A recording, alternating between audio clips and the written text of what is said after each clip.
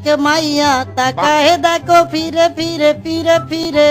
কলেজে পড়ে এক মাইয়া, হাঁটে দেখো ধীরে ধীরে ধীরে ধীরে।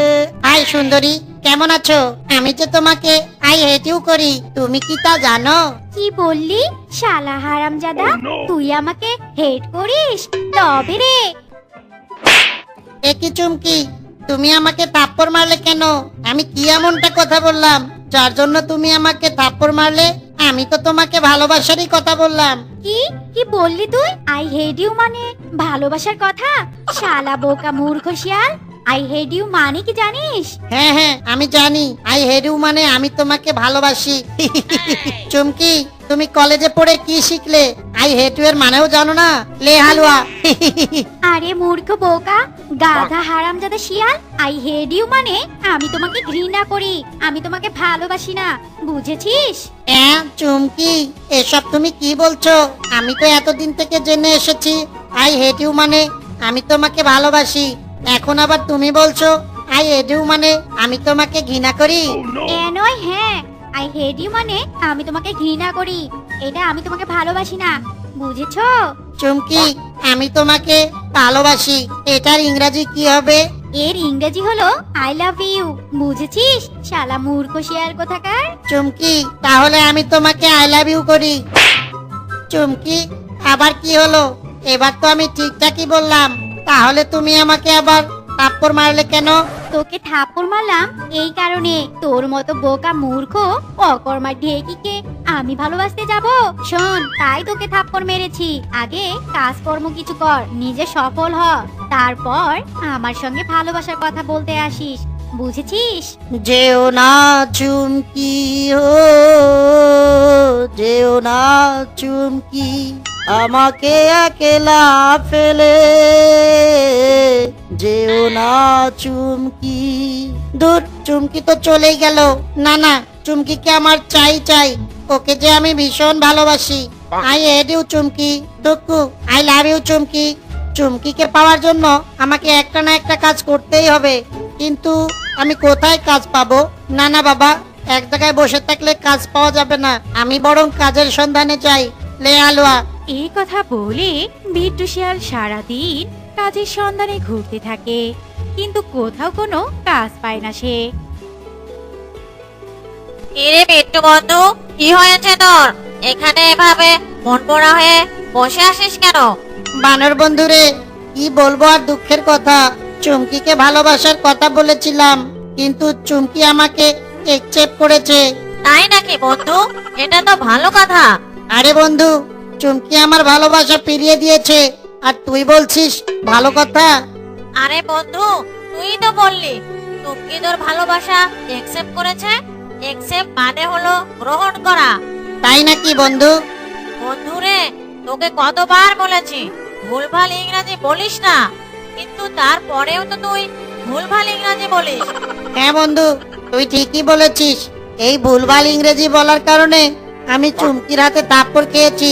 যাই হোক, চুমকি বলেছে সে নাকি অকর্মা ছেলের সঙ্গে ভালোবাসা করতে পারবে না, তাই তো আমি সারাদিন কাজ খুঁজলাম, কিন্তু কোথাও কোনো কাজ পেলাম না রে বন্ধু।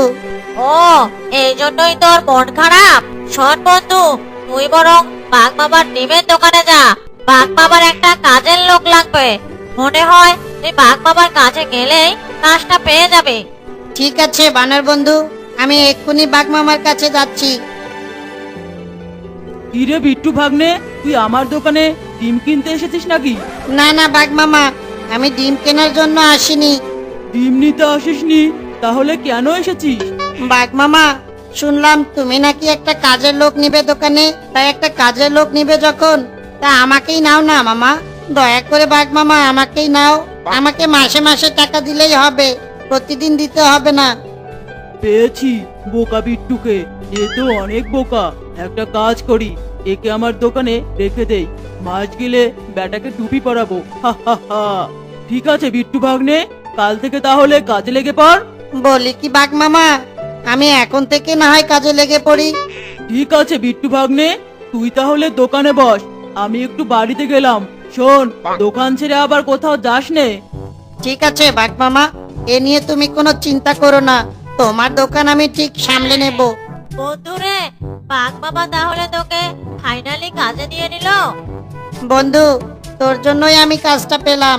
তোকে অনেক ধন্যবাদ রে বন্ধু। হয়েছে হয়েছে, আর ধন্যবাদ দিতে হবে না। এখন আমাকে দুহালি ডিম দে তো। এই নে বন্ধু, তোর দোহালি ডিম।